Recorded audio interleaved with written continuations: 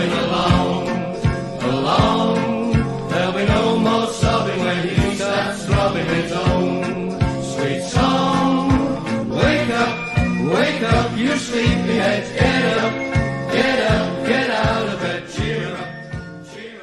Hello and welcome to the Red Robin Podcast, powered by Budget Ties Auto Centre and 𝗕𝓸𝓫𝓲𝓷𝓼 Chartered Accountants, the independent Hull Kingston Rovers podcast.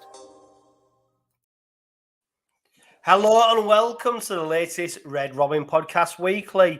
This week I'm delighted to be joined by lifelong Hull Kingston Rovers supporter 𝗕𝓸𝓫𝓲𝓷𝓼 as we try and make sense of our defeat to the Catalan Dragons. We'll be joined by Lee and Jamie from the Wakefield Trinity Heritage Podcast later on as they help us preview the Robins Round 6 trip to the 𝗕𝗵𝗿𝗁 Stadium. And of course, we discuss all the latest goings on at Hull Kingston Rovers, and it's another action-packed round of Super League action. We've got the Huddersfield Giants travelling to take on hosting St Helens. Of course, Wakefield host Rovers on Friday night. Wigan and Salford face off on Friday, as do Castleford and Warrington. Before Saturday, we see Leeds taking on Catalan, and then our rivals, Hull FC, taking on the Leigh Leopards. Steve, I saw you were celebrating your birthday not too long ago, so happy belated birthday. Plenty of celebrations? A little trip off, yeah, enjoyed it. It's, I kind of try to forget birthdays a little bit nowadays. I'll just take each day as they come.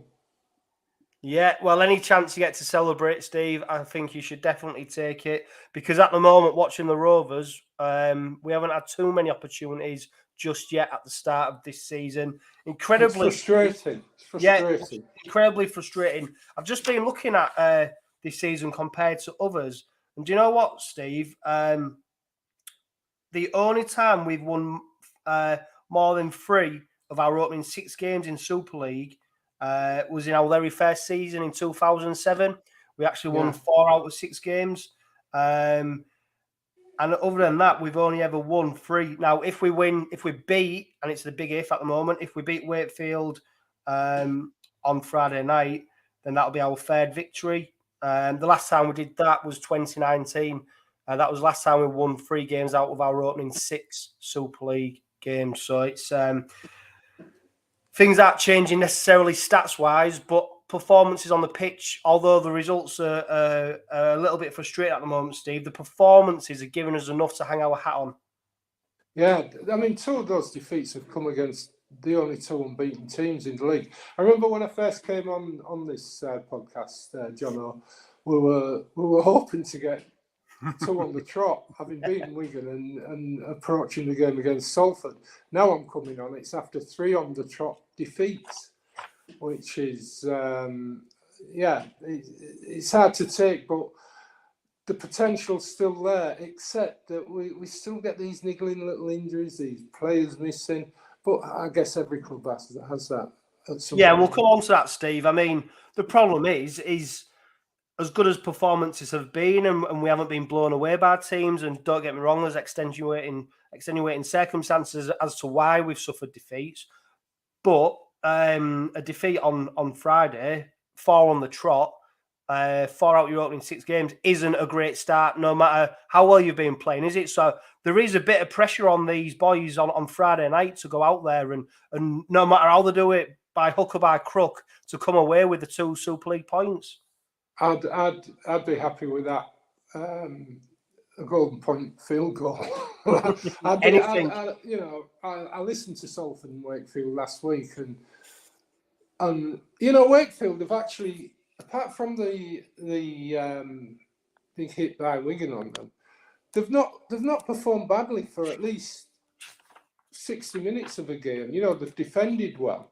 And I have a feeling, we've had a couple of low-scoring matches with Wakefield in the recent past, and I have a feeling this might be another one. Yeah, well, let's wait and see. We've got plenty of time to talk about Wakefield later on.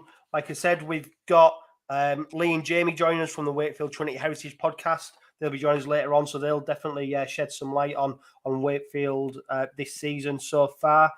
Let's go back to Catalan, Steve, and Rovers set a record, didn't they? Rovers way. The first team in Super League to use their 18th man, 𝗕𝗂𝗬𝗲𝗀 coming on after Frankie Holton, Jordan Abdul and Dean Hadley all suffered head injuries, failed their HIA test, which meant they was unable to return to the field. 𝗕𝗂𝗬𝗲𝗀 came on as the 18th man, like I said, the first Super League team to do that. And that pretty much highlights just how much against it Rovers was in that game, because it's always a tough place to go, the south of France.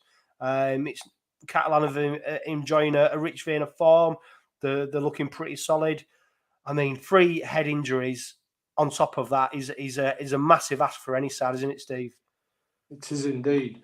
And 2 of them, it looked like friendly fire, Yeah. So technique, I don't know. I wonder if they've been it could have been 4 as well, Steve, because Sorry? don't forget as well, Mikey Lewis went off with a HIA as well. Thankfully, he was able to return to the field.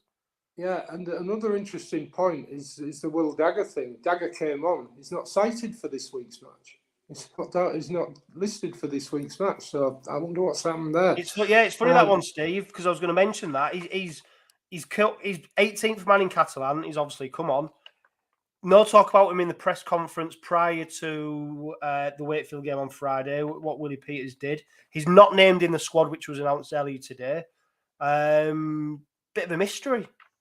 Yeah, I'm sure there'll be a reason, and it'll all come out in the wash. But going back to Catalan, I think we stayed on the bus a bit too long, or on the plane a bit too long, because the first 15 minutes, I mean, I wasn't there, unfortunately, but from what I can gather, the first 15 minutes was a bit of a nightmare. And to give away that intercept try, the first try we gave away,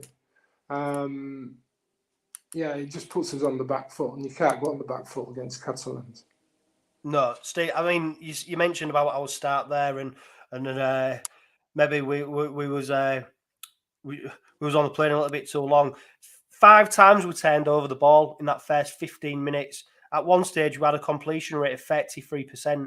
And like we said, I mean, that's also with Jordan Abdul going off with a HIA injury. He went off early.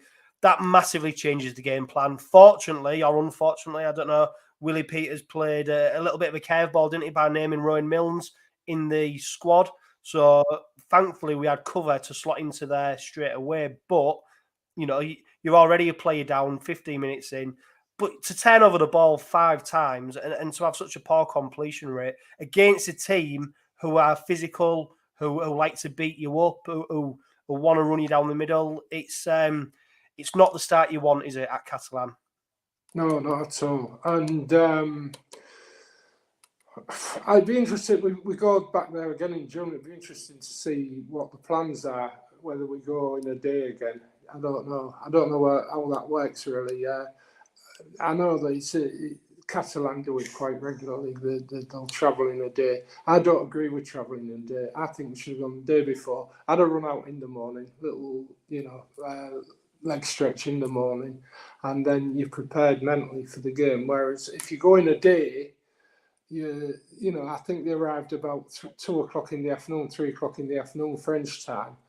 It's only a couple of hours to the game, and you've hardly had time to kind of get into that mode that you need to be in when you're taking a team on like Catalans. Yeah, I know Willie Peters said in the run up to the Catalan game, Steve, that in reality it's no different to sitting on the M62 for 2.5 hours, going on a plane, etc. But it is different, isn't it? It is different. It is totally different. And it works for Catalan.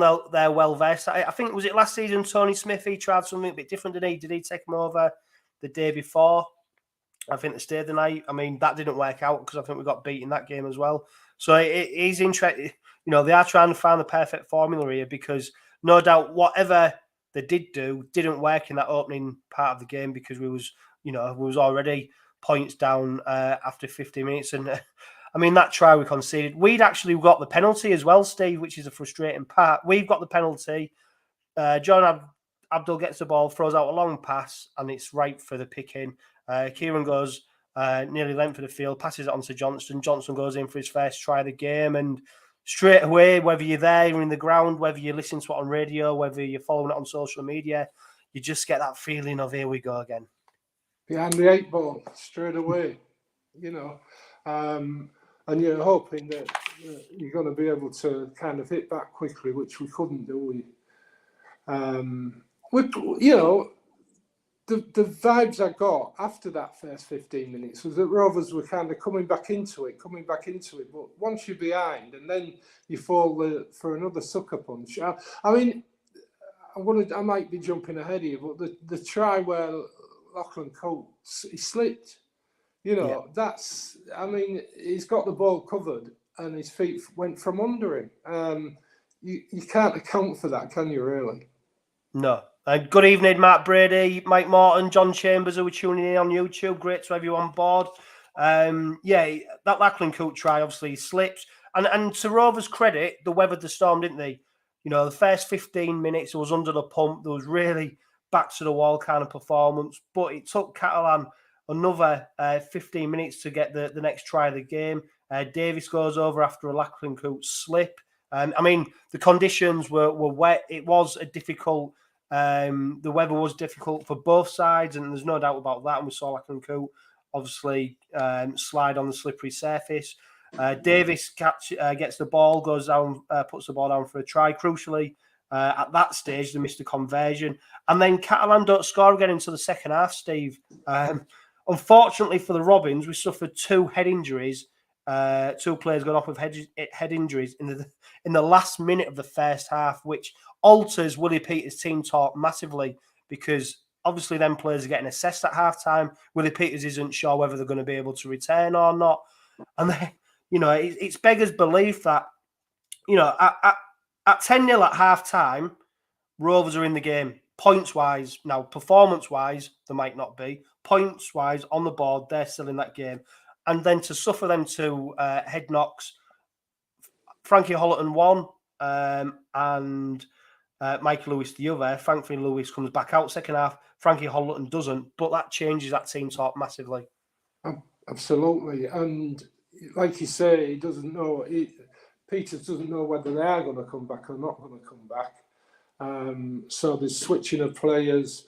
And the tactics, really all you can start to do is defend. As long as you can defend and keep them out again, then you can get some kind of cohesion going with your kind of new setup on the pitch.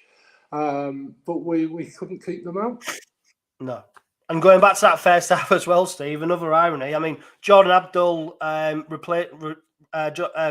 Roy Milnes comes on as Jordan Abdul's replacement. Just as he's going off, Dean Hadley suffers. And it honestly, it took me back a little bit to the Warrington game when 𝗔𝘂𝗁𝗏 just came onto the pitch, and it looked like we was going to double up with Litton and 𝗕𝘂𝗄𝗏, that dual hooker role kind of thing. And what do you know? 𝗕𝘂𝗄𝗏 literally gets injured the second Litton walks onto the pitch, and it just throws the game plan out the way. And it took Catalan another 8 minutes before they scored. This time it was Johnson who went in for a second try. It was a dubious try for me, Steve. I thought it was a knock-on. We saw Rovers throw the ball out. It seems to come off the Catalan player's hand and go forward. Johnson scoops it up, and nobody's stopping him when he's in full flight. He's a phenomenal player, and he's got great speed, but it looks like a knock-on to me. Yeah, it did to me. I think it probably did to Ray Charles as well. How the referees missed it. Maybe. You see, this is the thing about the video ref. Had there been a video ref at that game, we'd have known for certain whether it had been a knock-on. We'd have got a close-up angle, wouldn't we? We'd have got a zoom in on it, and we'd have known either way. Yeah. So in those terms, there should be a video. There should be a video ref at every match. Should be a video check at every match, or at none. But we are where we are. And we conceded the try, and it's 16-0, and we're totally snookered at that point. I tell you what, though, Steve, and I tell you, Willie Peters spoke about it after the game, and he talked about how proud he was of the boys' resilience. I think a lot of teams would have folded at that stage. Rovers in the past, you'd have been looking at 40 odd Yeah, and I think there's a lot of teams in the current Super League who'd have folded at that point, and it was to the boys' credit on 52 minutes. Ray Milnes goes in for Rowe's first try of the game, but it was great work by 𝗔𝘂𝗁𝗍𝗔 to make the break in the first place. Milnes still has a bit of work to do to beat the fullback, and he slides over the try line. And at that stage, you're thinking, God, if we can get another one here, you never know if we can just get that next try. The other thing, let's just go back a bit, and the try that 𝗕𝗂𝗁𝗍𝗂𝗁 missed, I think it was, wasn't it? He kind of looked as though he collected the ball over the line to score, and he knocked on over the line. That would have made a big difference as well, you know. Yeah, but it's a great point, Steve. You know, that was in the first half, and you know, we wouldn't have been 10-0 down at half time. However, if ifs and buts were chips and puts, we'd all be Tiger Woods, wouldn't we? You've just got to take what you've got. And the Milne try was good. I think I've got to say that, like we've just touched on, they're not giving up. Rovers are not giving up, but they're making stupid mistakes. So the effort's there. Is it a lack of skill? Don't know. Are we looking to push the ball too much? Could be that, you know. But the effort is there. And as we showed against Wigan in the first match, as we showed against Salford in the second match, I mean, we were behind at half-time against Salford. We just got ahead against Wigan. We are actually playing quite... The Leigh match was one that was upsetting, which we could have won with, kicking goals. Like you said earlier in the piece, we're kind of almost there, but we still haven't got that clinical finish to our game, have we? No. And like you said, Steve, we did hang on in there. I mean, the killer try from Catalan was on 62 minutes. 𝗵𝗿𝗀𝗀𝗃. Rover scores, the 79th minute, Ryan Hall goes over for another try. Mikey Lewis converts. That makes the score 26 points to 12. That's how it finishes. And we did hang on in there. We did rue some missed chances. You know, you mentioned the 𝗕𝗂𝗁𝗍𝗂𝗁𝗍 one. Catalan will probably think they kept us at arm's length. I mean, I did speak to a Catalan fan about the game, and he said, look, if you hadn't suffered them 3 head injuries, I mean, but whatever, but you was giving us a good game with what you had. Never mind if you'd have had them 3 players and a full interchange bench. And, you know, don't forget as well, Steve, there was some forwards who were having to fill in and do big minutes that they probably weren't expected to do. And it'd be interesting to see the selection on Friday for the Wakefield game, whether there's whether there's an impact after that. But yeah, I mean, the forwards, I think they had to do minutes that they didn't expect to do, and they really stood up to the challenge of a really strong Catalan pack. Yeah, we'll obviously go on to it later, but Wakefield had a tough game as well, remember? So we both had tough games, and it'd be interesting to see how both packs react to what they did last week. But yeah, you're getting nothing. You're getting nothing from, for my money, Catalan. I think they're going to be the team that will end up winning the league. I think, given the fact that they've got so many players out, Tompkins and company, and yet are still producing performances like that, where the forwards are bossing the opposition, that's going to be an interesting game when they do meet Warrington, you know. Yeah. But for me, Catalan, I am a betting man, and Catalan to win the league leadership, it wouldn't be a bad little bet at the moment, because, you know, they're doing it through adversity as well. Don't forget the performance against Wigan. They came over and played Wigan, and it poured down with rain as it did last week. They got used to the conditions. They were happy with the conditions. But when they start getting firm ground in Perpignan, they're going to be very hard to beat at home. And you know, that confidence will come with them over the channel. Yeah, and a side that was tipped by many, including myself, Steve, to maybe struggle this season. So firmly got egg on my face after that. If you look at some of the stats from the game, Steve, penalty count, 7 to Rovers, 5 to Dragons. Missed tackles, 38 missed tackles from the Robins, 33 from Catalan. Errors, and I think this is what killed us, Steve, 15 errors, for Rovers and 10 errors for the Dragons. And they're the fine margins, aren't they, between success and failure on many occasions that, if you're down on the missed tackles and the errors, more times than not, you're going to lose a game. Be careful with the missed tackles. I don't like the way they judge a missed tackle, Yeah. Go on then, Steve, tell us why you don't like it. Well, because a fall-off tackle is classed as a missed tackle. I just think there's some ambiguity with missed tackles, but the errors are the thing that get me. There's a couple of players one in particular that's taken my eye, and purely because I saw him do the same last year. I'm not going to name him, but it wasn't with Rovers last year, and sometimes he tries too hard and he's trying to push the ball. And it frustrates me when you see that. When all you've got to do is take the tackle, get up, put the pressure on, just keep putting the pressure on. And Wigan do that well. St Helens do it well. St Helens did it well last week. And eventually it pays off. So I wish the players would, I'm pretty sure Willie Peters is telling them this. I wish the players would listen to it and just, we're not a club. We love our open rugby. We absolutely love the way we play the game. But let's win the game first before we start throwing the ball about and trying to push the ball. Let's do the hard yakka, as the Australians say. Do the hard work, get on top of the opposition, and then we can start throwing the ball about. But at the moment, we're trying too hard without kind of winning the field position to do that.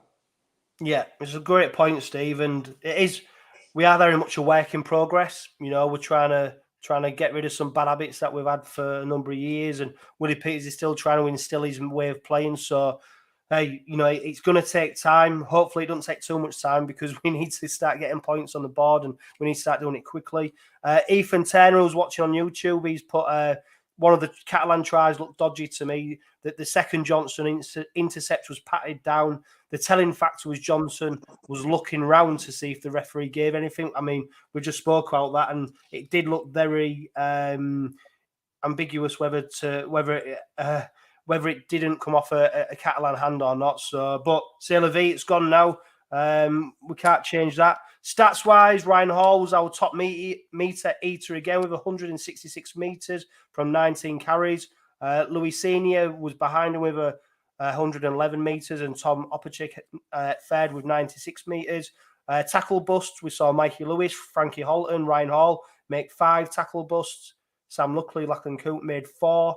Our top tackler was 𝗔𝘂𝗁𝗍, with former Wakefield man James Batchelor on 36. He continues to lead the tackling charts, I think, if not just in front of Dean Hadley or just behind him. Sam Luckley made 31 tackles. Lytton, 10 metres on the average gain. Ryan Hall, 𝗕𝗵𝗿𝗀𝗃 and George King, 9 metres. Errors, 𝗕𝗵𝗿𝗃 and Mikey Lewis with 3. Sam Wood with 2. And missed tackles, I know Steve doesn't like the way they do it, but I'm going to tell you anyway. Mikey Lewis, Rowan Milnes, 𝗔𝘂𝗁𝗍, Rhys Kennedy and James Batchelor. Mikey Lewis and Rowan Milnes missed 5 tackles. 𝗔𝘂𝗁𝗍, Rhys Kennedy and James Batchelor missed 4 tackles. And for the first time this season, the statisticians, easy for me to say, actually included 𝗬𝘆𝗍 on the match centre stats. So I can tell you how Sue did. He did 25 tackles, 7 carries, 58 metres at an 8-metre average gain.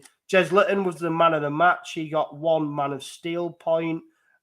He was probably the pick of the crop.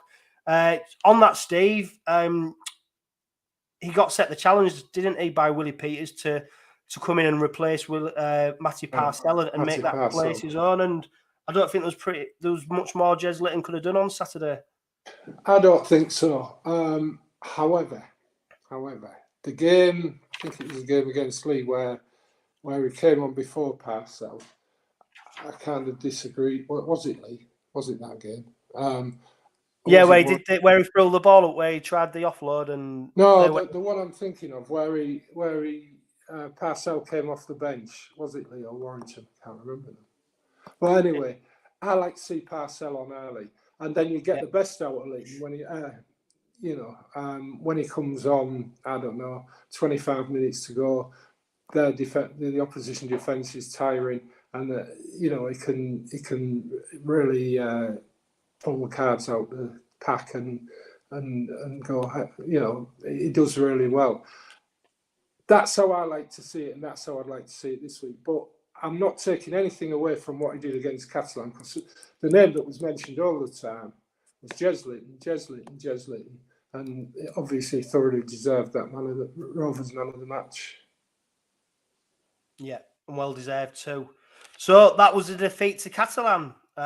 Undoubtedly another frustrating night over in the south of France. We've been there too many times before and had the same conversation with Steve about frustration and Catalan. But we go again on Friday night against Wakefield. I know I've got Lee and Jamie from the Wakefield Trinity Heritage Podcast there lined up, ready to go. I'll just bring you a bit of club news before we introduce them. The women's side on Sunday, they made it 3 from 3 after defeating the Warrington Lunars 26 points to 10 at Craven Park. The club's PDRL side kicked off the season with 2 defeats, losses to Hull in the first derby of the season and to the Wigan Warriors. Of course, Connor and Sarah Lyons were on the podcast last week. Fantastic guests, so please make sure you check them out on social media. And the reserves started their campaign with a 24-all draw against Warrington. 𝗕𝗂𝗁𝗂𝗏, Ethan Ryan, Will Tate, Louis Johnson all lined up for the reserve side. We scored 6 tries, Steve. No and we goals. missed 6 kicks, which is, the kicking in our senior team is bad enough, but for it to filter down into the reserve side as well. And also, Steve, on that, we scored a nearly a last-minute try with the kick to win the game, and we missed it. So I know it's not reserve grade rugby, but hey, if you get these things right in the reserves, when you get your first team chance, the kick goals from all over the park in amateur rugby. Your reserve. You should always have a kicker. Every team should have a good kicker. And I can go back years and years and years with Rovers, and I can remember a guy called 𝗕𝘂𝗁𝗲𝗀𝗁. He wasn't the fastest player in the world. He was all fullback, but by God, he could kick goals. And the number of matches that were won with him. Look at Mike Fletcher. Fletcher again. You go a bit nearer, more. I don't know if it's your era still yet, John. Or you might still be a bit young for Mike Fletcher. But no, I'm not. I'm older than I look, Steve. Don't worry about that. He could back heel them, couldn't he? Yeah. What would we give for another Mike Fletcher, another 𝗕𝗂𝗁𝗂𝗁, or whoever? They'd be fantastic. We need a goal kicker. We need. We do, Steve.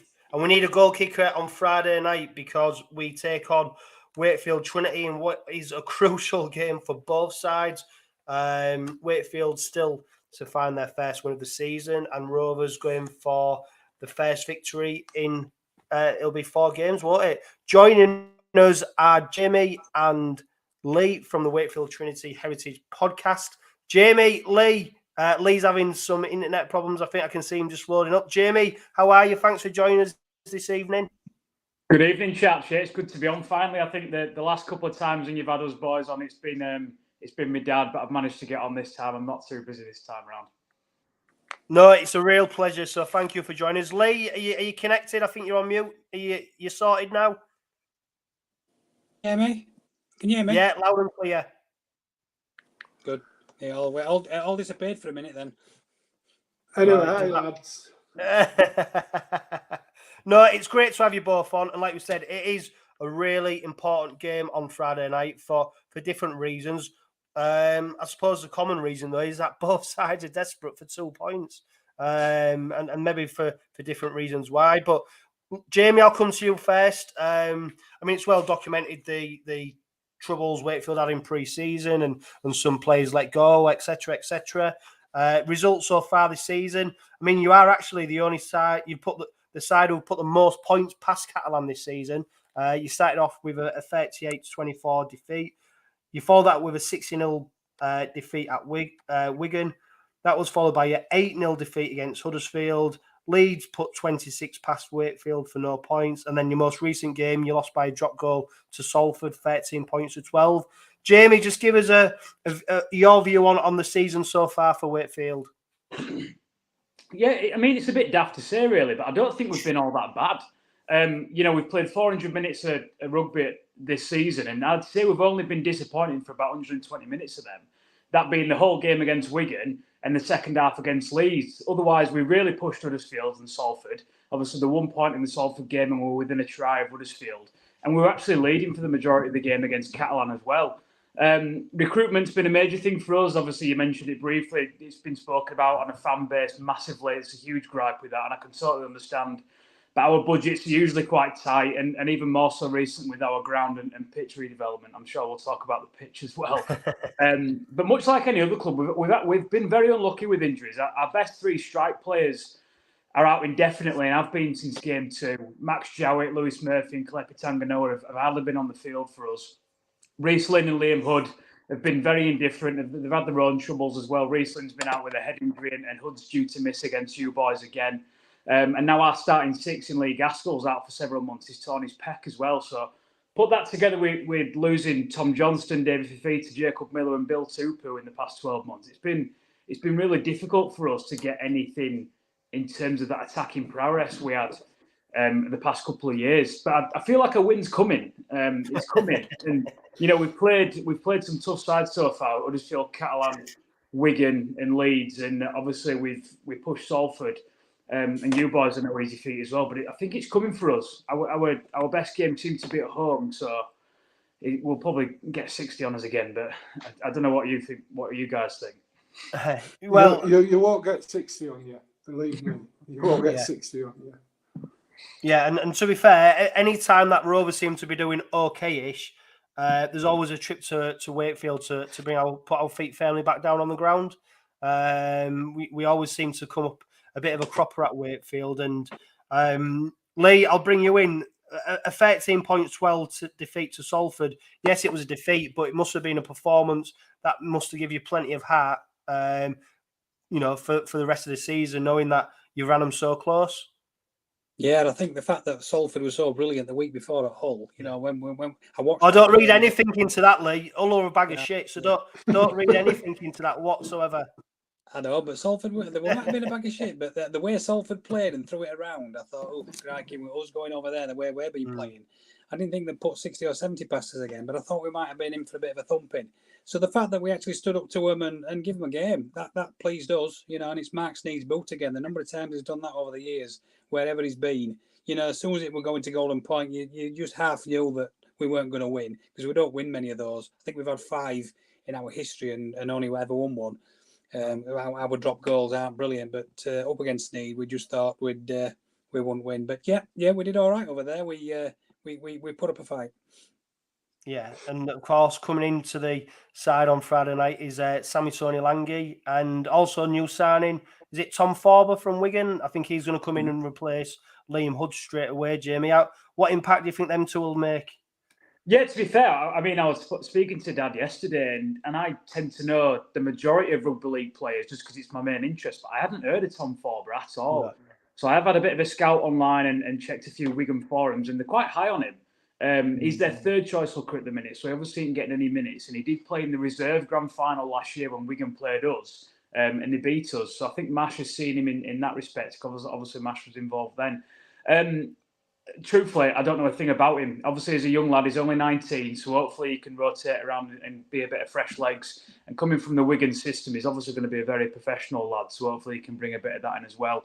𝗕𝘂𝗱𝗏𝗏𝗏 is a great player for us, whether he can play linear positions, really. Centre, number 6, he can play in the back row as well. Looking at our injury list, I imagine he's probably going to start at 6 with Mason Lino. Probably not his best position. I prefer him in the centre, but he's an experienced head. But it's tough for us losing Liam Hood again, because he's been our first choice hooker the past year and a half, and he's got no luck with injuries at the minute. So, it's difficult for any team. I understand, but it's particularly difficult for us, especially when we're all going to be coming off with broken kneecaps, probably because of the pitch. Well, I mean, no supporter likes to talk about the players who are not playing, do they? You know, we want to be talking about the ones who are on the pitch. And one player who definitely not featuring Lee is 𝗕𝘂𝗱𝗵𝗂𝗃. You know, I understand he'll be a massive player for Wakefield. He missed the game against Salford. He's missing against Rovers. From what you've seen from him so far, is he the real deal? Yes, I think he is. He's not come for a holiday. You know, when we signed him, it was like, wow, what a wow factor that is. How a club like us picked up Proctor. He started off slow, but when you watch him, he's not fit yet, and he's out at the moment with a hamstring tweak. So he's played 4 games. He looks good. He's sort of he's like a born leader. He tackles like a Trojan. He's quite high up in our tackle records. And as I say, he's a born leader on the field, so you actually watch him. He stands out quite a lot. So yeah, we are missing him. Fortunately, we've got a lot of good back rowers, even though we've got a lot out with more Proctor and others as well. We've just brought Sam Hewitt in from Huddersfield on loan. So we are inundated with back rowers, but we could do to play him in his, I won't say his right position. He's always been a second rower. And we've played him at loose forward. I think we've had him in the front row as well. So once we sort of get him running wide, it'll be a little bit more useful to us. But from a player, I think once he gets settled in and the sort of cold weather disappears and he sort of settles in with his injuries, I think he'll be a great signing for us. Yeah, well, he's one player that I'm certain glad won't be featuring against the Robins on Friday night. And the build-up to the game has been shrouded in farce, really, in terms of the pitch inspections. Is the game on? Isn't it on? Sky, at the RFL's request, have decided not to show it. Obviously, the game is taking place at Wakefield. And to be fair, I feel sorry for Wakefield in the manner that it's all been dealt with. I think it's crazy that the RFL have let it get to this situation. And for me, what's happened is obviously Willie Peters, the Rovers head coach, has had a few reports from other people about injuries, burns, etc., etc. And then he's gone to the RFL and said, look, I've got these concerns about the pitch. Now, for me, the RFL should say, no, the pitch has been inspected. There's nothing wrong with the pitch. It's not your prerogative to question the pitch. Go away. It's done. But they didn't. They listened to Willie Peters. They've then gone and done a pitch inspection. They followed it up with another in pitch inspection, which Wakefield ground staff were there, Hull Kingston Rovers ground staff were there, and an independent grounds person from the RFL. The RFL grounds persons took his findings back to the RFL council or committee.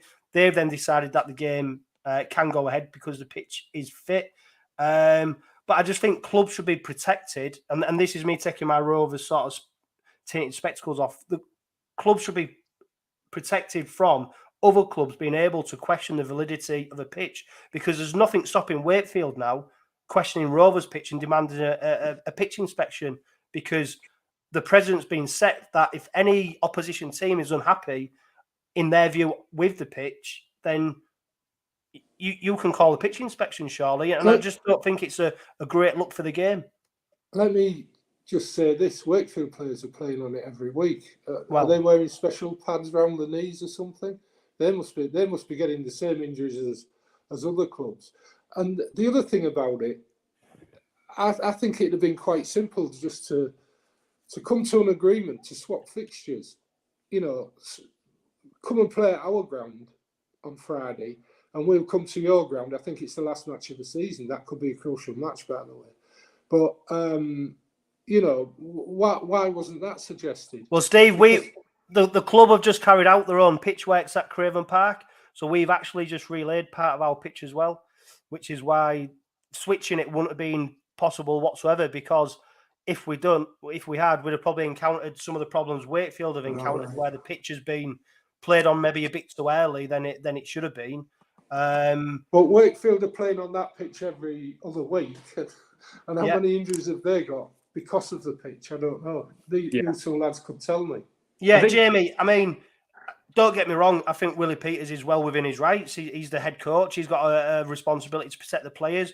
For me, the buck stops with the RFL and allowing this situation to occur in the first place. No, I agree. I totally agree. And I think the main issue is obviously the Catalan game that we had. And A lot of players came out and with pictures of scabbed up knees and potential infections and that to be on antibiotics and everything. And obviously that's horrendous, and it shouldn't happen in a professional athlete game, really, a professional rugby league game. I think that the wrongdoing is definitely on our behalf, and our team have come out and said that it's our wrongdoing, really. But I think it's a lot of just scaremongering and over the top rubbish from the media as well. It's playing into it. It's a bit ridiculous. I think the difference is it's meant to be a hybrid pitch, which means it's a bit of a mix of artificial and grass-based. It seems to be the case. Which is the gist of it is that it encourages faster games into the future after it's all bedded in. And it prevents kind of localised wear and tear. You see like grass pitches coming up every now and again in different patches. And I guess it's similar to Widnes when they did the thing, but I think they had 100% artificial. So that's why when you would put a high bomb up, it would bounce and go straight into the stand straight away. So we've tried to go for a bit of a hybrid mix. Michael Carter, our CEO, has actually come out today and explained that we did have a bit of a mix in communication with the company who provided us with it. It was actually laid immediately after the 2022 season, but we've trained and played on it too early in pre-season, and it's not bedded in right. So, and it's cost us £500,000 as well. Actually, what I did some research and it's cost us that. So, I do feel it's getting there. And after reading the reports today and reading the research, it seems to be the fact that it's playable. It was playable against Huddersfield. It was playable against Catalan, and it seems to be playable today. So it needs to be the end of it now. It's been passed for fit for purpose on every possible occasion, really, like you said. So, it's done its damage, which is definitely not right. But it just needs to be the end of it now, because we can't keep having this every time we've got a home game. Yeah, and Lee, I mean, Wakefield have been hit financially because Sky are now not covering the game. And obviously, if you're a supporter and you sat on the fence and you're thinking, should I go to this game? Shouldn't I? Maybe you got to travel a fair distance, whatever. This isn't exactly the best build-up to you going and getting a ticket for the fixture, is it? And giving you the confidence to go get one. And what I find totally ridiculous is that the game wasn't pulled from Sky at Sky's request. It was done at the RFL's request and their commercial department, which obviously puts doubt in people's mind when they do it so early that there's a real doubt this game would go ahead. Because if the RFL are confident that there's no problems with the pitch, and obviously there is no problems with the pitch because it's been deemed playable, then how have the RFL got to this conclusion that the game shouldn't be on Sky because there's a real chance it might be called off?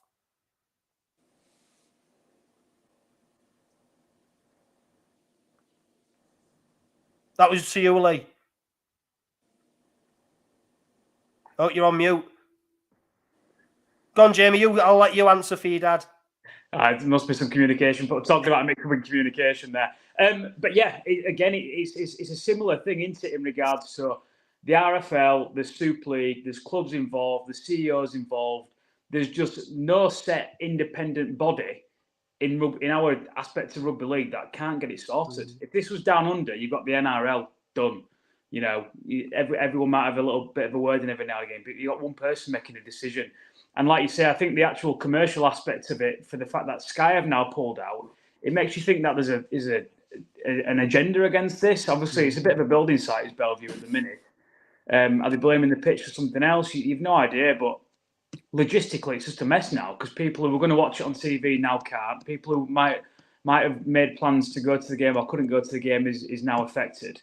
And like you said, we've lost out financially. So unless we get another game down the road, it doesn't help anybody.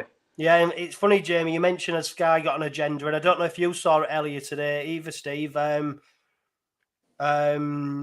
Ex-Rovers player John Wilkin putting his 2 pennies worth in on the Wakefield situation.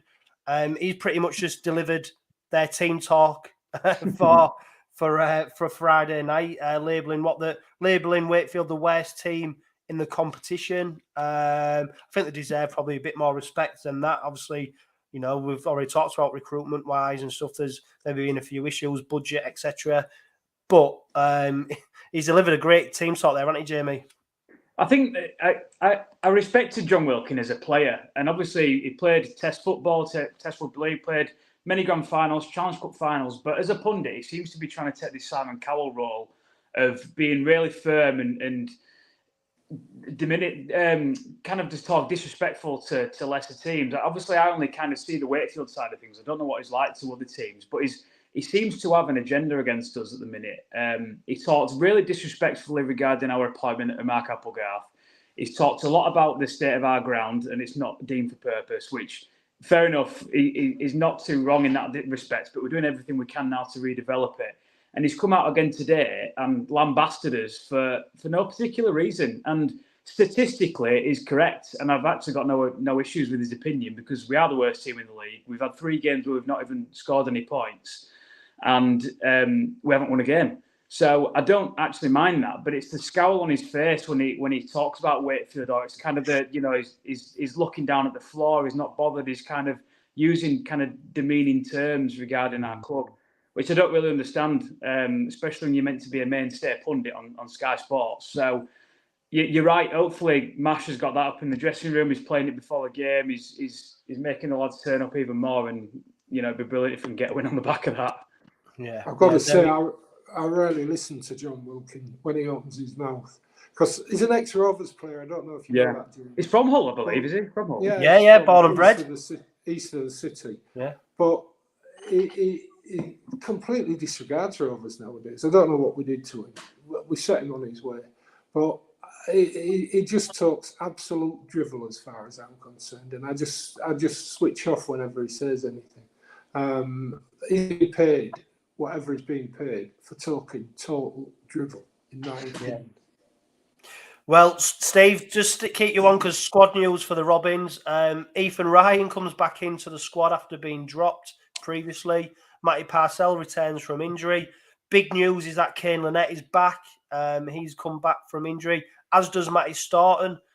They all return to the squad. And for the first time this season, 𝗕𝘂𝗱𝗏𝗻𝗂, obviously former Wakefield Trinity player, he's returned after suffering a wrist injury in pre-season training. He's in the squad for the very first time.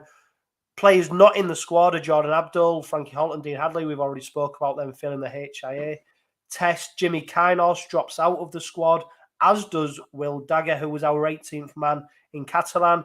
Steve, Kane Lynette, Matty Staunton, Ethan Ryan, Matty Parcell, welcome additions to the squad, particularly though Kane Lynette and Matty Parcell. Yeah, I mean, this is one of the good things of this season. We've lost 3 players, 3 key players, but look at the players that are coming back. This is our great strength this season. We've got a squad of 30 players, and we've got some good lads coming back in. I'd like to see Parcell on from the start, which I think we will do. I think Litton will go on the bench, and Abdul is a miss. But I like Milne. I've always liked Milne. I still think there's a really good rugby league player in Milne. He just lacks a bit of confidence for me. We've got a decent team to take Wakefield on. It's just that it's Rovers, isn't it? We build up and think we've got a chance of winning a game like the game against Leigh, and we show our toughness against teams even in defeat. And now we come into Wakefield, and history shows that as you mentioned earlier, when you go to Wakefield, you don't necessarily accept that you're going to win, but you hope you're going to win. And Wakefield will be on a high after their performance last week, I think, because I think that was a great performance against Salford. I really do. It's one of those, it's a banana skin for us. And luckily, we've got players to replace the head injured players and good players. I'm looking forward to Litton coming back, but I'm not expecting miracles. And you know what? I'd play Louis Johnson in the second row. I was going to ask you about that, on Steve, the bench. I was going to ask you about that, Steve, because he featured for the reserves on Saturday against Warrington, performed very well. He's fully fit. He's chomping at the bit. Previous seasons, he's shown up very well. Is this his chance now to come into the side and stake a claim? It's got to be. That, was it you, Jamie, who said you're struggling a little bit with back row forwards? To be fair, the back row is the one position where we're quite strong in at the minute. Yeah, that's probably the only position we're quite strong in. But you let one go there to us, James Batchelor. Oh, don't get me started. You know, that could come and bite you on Friday night, because now we've got, for me, if we put Johnson on the bench, you've got a replacement if things go wrong for Linnett. You know, we're saying he's fit, but he's had a tough injury. But we've got three there with Linnett, Batchelor, and Johnson, and I'd put any of them in the team as a first choice. You know, and I do like Louis. I've liked Louis Johnson ever since he joined the club. I think if a kid has a go, it's Louis Johnson, and I'd like to see him partnering up with Batchelor. that's nothing against Kane Linnett, you know. Yeah. But I think that could be a really good second row partnership. I mean, Jamie, that is one of the players who's left who must really hate, because he's an absolute machine, isn't he, Batchelor? And he is one of, if not the leading tackler for the Robins this season already. But he's just so consistent in his performances. He's a 7/8 out of 10 every game. You know, he misses dependable. Similar, Steve, to Kane Linnett, but James Batchelor, I bet when you look at your side now and you think, if you could pick one of them players who's gone to bring back, I bet he must be top of the list. You took the words right out of my mouth. I was actually going to say he very rarely slips below 7 out of 10. Never misses a tackle. Is always there for a tough run. Quite a quiet lad. You know, we actually interviewed him on our podcast last year, and he's just a quiet lad. He's got a dog. He's got a missus at home, likes going out for his walks. But when he gets on the field, he's a bit like a Gareth Ellis. He's a fantastic player. It hurts us even more because he came to our youth as well. You know, we've done well with our youth development in the past couple of years, and in one swift, we've lost Tom Johnston, James Batchelor, and 𝗕𝗓𝗏𝗏, who were three good players. But James Batchelor, and I'll say it now, is a future England international. Is Batch, along with his brother. He's a fantastic player, and I've only actually seen one Hull KR game this year, and he got man of the match for you boys. So fantastic player, and really tough to lose him. And it'll be nice to see him on Friday, but hopefully not that too nice. There's another ex-player of yours obviously in our team as well, in George King. And I can recall a good friend of mine who was a Wakefield fan. He was pleased to see Kingy come to Rovers. He didn't really rate his performances with Wakefield, but you know, he's another one who could come and bite you at the weekend. Yeah, I quite liked George King for us. I don't think he settled in well, because I'm not sure where he lives, but I don't think he enjoyed travelling to Wakefield too much from what I remember. He was only with us for a season, I think, or a season and a half. I think that it's from the Huddersfield area, so it's further away. Yeah, okay. I think. Yeah. Yeah, he's still he lives over in Huddersfield, and he still travels over for training and stuff. So he's. But hey, look, I mean, sometimes it just doesn't work out, does it? Sometimes it's not for any particular reason. You know, it's just if you're with the wrong group of players, or you know, it just don't work out. And Adam Wadford, he's watching on Facebook. He's put, I hope he don't rush Linnett back from injury. We bought him back too early last season. Plus, with his age, we need to be careful with him. Willie Peters just spoke, Steve, hadn't he, about players will only play if they're ready. He's not a coach who's prepared to put players in who are not fully fit. I suppose someone who probably fits into that bracket, although he has been named in the squad, is 𝗕𝗓𝗏𝗏𝗏. I mean, he's getting used to the first team setup at Rovers. He's not featured for us yet, and you expect this to be a game, maybe one game too soon for him. Yeah, I mean, you can tell us, Jamie. I mean, he went under the radar for me with Wakefield. He played about 25 games with you, hasn't he? But he's an interesting choice. I'm looking forward to seeing him play, actually. You know, I kind of, in a way, it was like a Sam Luckley as well, you know, type of player for me. I didn't know a lot about Sam Luckley, but by what I've seen of him, I'm pleased with. I'm hoping it's the same with this fella. It was a surprise for us when he left, and totally out of nowhere, actually, because he was just getting his feet under the table at Trinity. Obviously, if you're going to play a proper loose forward, you're going to have to bed in quite quickly, or even go out on loan. And he's still a young lad, he's Yusuf. I think he's only 21, 22. So it was difficult to get in our first team. But when he did, he didn't get out. He didn't get dropped. He's a hard worker. He's a grafter. Again, he's one of those who'll make 20, 25 tackles a game, won't miss a single one, will always stick his hand up for a run. He's a Turkish international as well. I believe he played at local 𝗕𝘵𝗿𝗄𝗏 Dragons for us, who are a very well-esteemed club in Wakefield. So he's got a good grounding. And he's very... I actually know Yusuf off the field as well. He's a good lad, so he'll work his backside off. And yeah, I think his wrist surgery has come back from, so hopefully he don't come back too soon, because obviously you need your hands and wrists to play rugby league. But he's a good lad, and he'll get stuck in. He's a really good, and it was big loss for us, that. So Jamie, we've got just a few minutes left. If we look back at the Wakefield team, who were the strike players who you think could cause Rovers problems on Friday night? It's difficult. It's difficult because obviously, like I said, the majority of our strike players are out. We're always fond of 𝗓𝘗𝗏, and obviously he's our longest serving player of the past 15 years. Actually, is 𝗓𝘗𝗏, and he's a strong runner. He's 𝗕𝘂𝗱𝗏𝗏𝗏 out of nowhere. We've got 𝗔𝘰𝗁𝗍𝗍 as well, who's made over 100 metres in the last 3 games. He's making over 15 carries, but he hasn't actually scored a try yet. But 𝗕𝘂𝗏𝗏𝗏's fantastic as well in the centre, the young lad who started at Wakefield and went to Leeds and back. But it's difficult. It is really difficult. We've got a team full of grafters at the minute, but not massive highlight reel players. If there's one, I'll probably say 𝗕𝘂𝗏𝗏𝗏, because he had a fantastic breakout season for us last year. But again, he's just a young lad. I'd be careful and watch for him, and maybe even someone like 𝗕𝘵𝗏𝗏𝗏. You never know; he could come off the bench if he does start and do really well for us. But yeah, it's going to be difficult. We're going to end up making a lot of tackles. The past couple of games, people like 𝗔𝗰𝗰𝗏𝗏𝗏 and Matty Ashurst have made over 40 tackles. So hopefully we can get a bit more of the ball and do something with it. Mason Lino is always a good player as well, but he kind of needs someone else to link up with at the minute. So yeah, I'll go for 𝗕𝘂𝗏𝗏𝗏 and Mason Lino on the question you asked, but it's going to be difficult for us again. Yeah. Can we just rewind a minute?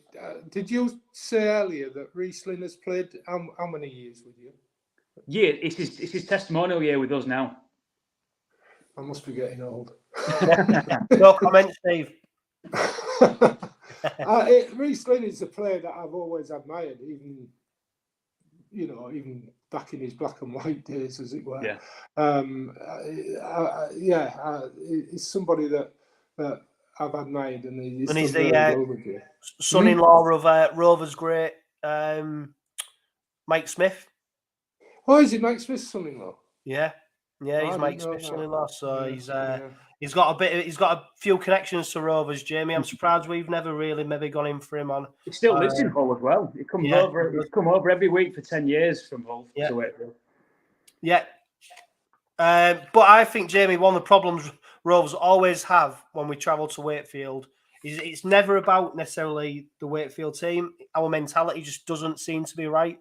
We saw it last season when we travelled over. I think it was just after the old standard being knocked down and the conditions weren't great. And I just don't think the players dealt with it. And for me, this game's a real statement of intent about how the Robins are going to go forward for the rest of the season. And I think this is bigger than just 2 points against Wakefield, because it's not you'll know, Jay, it's not an easy place to go to if you like your luxuries and you like your home comforts, etc. at the moment. I know the ground's getting better, and it will be better, and in years to come, when players go, it will be a different Wakefield Stadium. But at the moment, it's still a difficult place, and you've maybe seen that before, Jamie, where sides just don't get the mentality right, and for Wakefield, they're used to it, and the opposition almost come, a prime for plucking.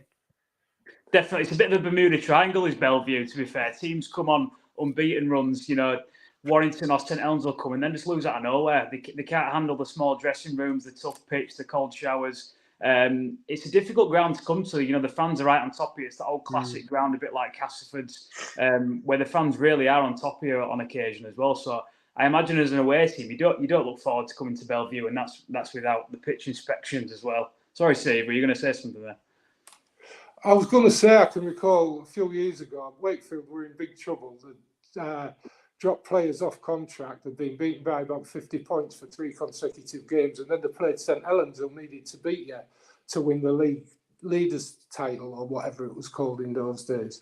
And I had a big bet on St Helens, and Wakefield were getting 28 start. Wakefield won by 28. Sounds about right. I went to that game, and memories of Bellevue, and I've got some great memories of going to Bellevue. You know, I can recall going in Yorkshire Cup games, in Challenge Cup matches, and I've always enjoyed it. I lived in Wakefield for a few months at one time, not in Bolton Lane, but not quite Magistrates Pleasure. You know, but I like Wakefield, and I like the trips there. So hopefully we'll get a good game. Yeah, I think it is a shame it's not going to be on Sky, because it's massive for us, is this? Because obviously we've just lost 5 on the spin, but after you, we do play Saints away, but then we've got Castleford in the Easter Thursday game, which is going to be huge for us, and then we play Lee at home. So arguably, there's 3 out of our next 4 games there which are winnable, and we need to be winning them essentially. So if we get a good start with this KR game, the Saints away is always going to be difficult, but Cass and Lee is 2 winnable games there, so could be a crucial next four games for us. Very quickly then, Jamie, predictions for Friday night? Wakefield win 1 point, Mason Leno drop goal. Ooh, Steve, predictions Friday night? Rovers win 1 point. I don't know who dropped the goal. There you go. It's one of those banana skin games again, isn't it? You know. Yeah. We said it. I said Rovers would probably, when it was last time, I said Rovers would beat Salford by about 4 points. So let's say hopefully Rovers will beat Wakefield 4 to 6 points. Yeah, well, fingers crossed, because we are desperate for the 2 points. Don't forget, on Sunday, the Rovers Supporters Group and Hull Kingston Rovers Ex-Players Association are holding a joint race day at Trinity Club on South Coats Lane. Doors open at noon. It's 2 p.m. is the first race. Tickets are £3. That includes a £1 bet and some food. Get in touch with 𝗕𝘂𝗱𝗲𝗀 or the RSG to get your tickets. I know they've sold over 200 already, so it's going to be a really popular, busy day. Make sure you get there and support the RSG and the Ex-Players Association. Of course, this has been the Red Robin Podcast Weekly. A huge thanks to Jamie and Lee, who's dipped off because his internet's rubbish, I reckon, and to Steve for joining me on this week's Podcast Weekly. It's been a really entertaining edition once again. We're, of course, powered by 360 Chartered Accountants and Budget Ties Auto Centre. But for now, live, love, laugh and be happy.